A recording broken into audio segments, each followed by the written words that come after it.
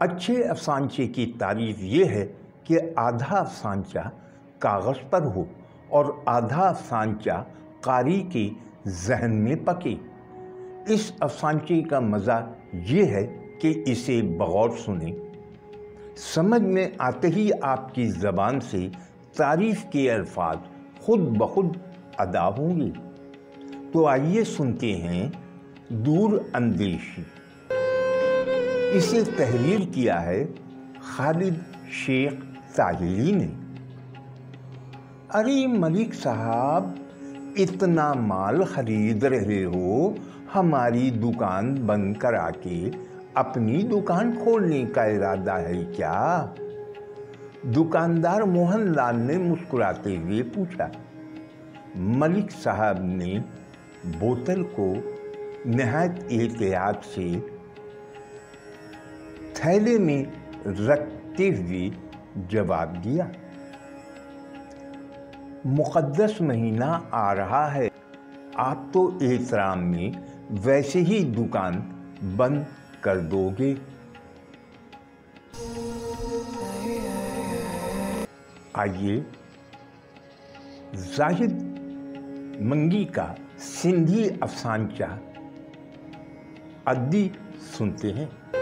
इसे उर्दू का कालिब दिया है आकाश मुगल ने। तो आइए सुनते हैं अद्दी। उसकी प्रोफाइल पिक्चर को जूम करके उसके सुर्खी ज़दा होंठों को दीदा रेजी से तकते हुए मोबाइल की स्क्रीन पर हाथ फेरते हुए उसकी नज़रें उसके गालों पर जामिद हो गई।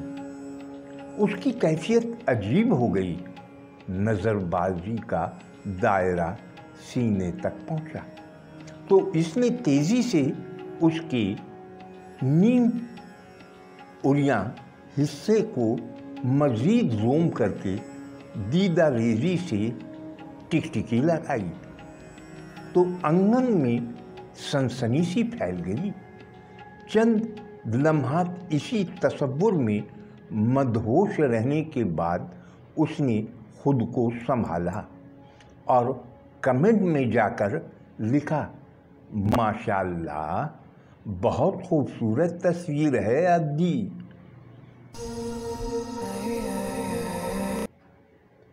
आइए परवेज़ अनीस का अफसानचा सुनते हैं। उन्वान है मगर।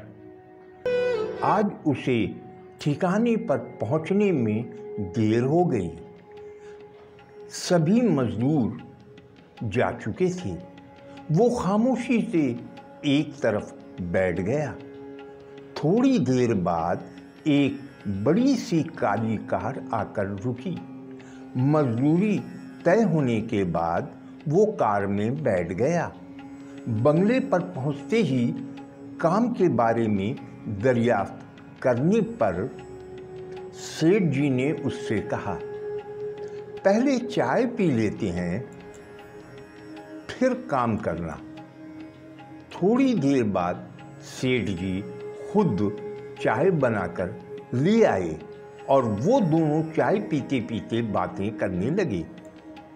उसने कई बार काम के बारे में पूछा मगर सेठ जी ने हर बार उसके सवाल को नज़रअंदाज कर दिया और बातें ही करते रहे।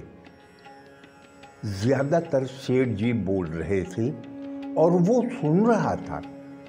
शाम होते ही सेठ जी ने उसे मजदूरी देते हुए कहा, चलो मैं तुम्हें छोड़ देता हूँ।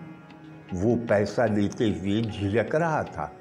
सेठ जी ने इस कैफियत को भांपते हुए कहा, रख लो, मुझे जो चाहिए था मिल गया। और एक सर्द आह लेकर अपनी बात जारी रखी। मेरे 2 बेटे हैं, दोनों परदेश में नौकरी करते हैं। बीवी को भी गुजरे 2 साल हो गए। सब कुछ है मगर कोई बात करने वाला नहीं है। बिला उन्वान।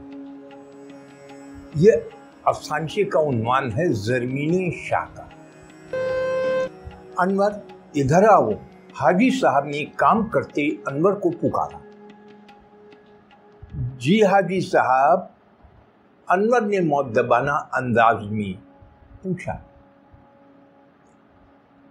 सुनो, ये सारी खजूरें उठाकर ले जाओ, उन पर तेल लगाकर प्लास्टिक की थैलियों में पैक कर दो। हाजी साहब ने मोबाइल के स्पीकर पर हाथ रखते हुए कहा। अनवर ने ताज्जुब से एक नज़र हाजी साहब और फिर खराब खजूरों की बोरी पर डाली। हाजी साहब दोबारा मोबाइल कान से लगाते हुए गोया हुए, इंशाअल्लाह इस साल भी आखिरी अशरा मदीना शरीफ में गुजरेगा। आइए अब मैं अपना ही एक अफसानचा सुना रहा हूँ। उन्वान है उफ हाय। शाम का वक्त था। सिग्नल पर खड़े शख्स के हाथों में 3 फीट चौड़ा पैनाफ्लेक्स था, जिस पर एक नौउम्र लड़की की तस्वीर थी। वो आवाज़ें लगा रहा था। ये मेरी बेटी है, उमूर खानादारी में माहिर है, बीए कर चुकी है, अल्लाह के वास्ते कोई इसे भगा ले जाए। मैंने हैरत से उसे देखा और ये सोचता हुआ उसकी तरफ बढ़ा कि शायद लड़की ने कोई गलत हरकत की है। उसके नज़दीक पहुंचकर मलामत भरी नज़रों से उसे देखते हुए कहा, बाबा जी, क्यों अपनी इज्जत सरे बाराल नीलाम कर रहे हो? उसने मुड़कर मेरी तरफ देखा, फिर बोला, और क्या करूं? शहर के तमाम शादी हाल बैंक्वेट बन गए हैं। एक शाम का किराया 1 से 1.5 लाख, मेहमानों का खाना 1 से 1.5 लाख, बेडरूम सेट 1 से 1.5 लाख, दीगर अखराजात भी इतने ही। उस पर नया हुक्म, जब तक शादी टैक्स 20,000 शादी हाल वालों को दिया नहीं जाएगा, वो हॉल नहीं देंगे और ना निकाह रजिस्टर हो सकेगा। अब तुम ही बताओ मैं क्या करूं?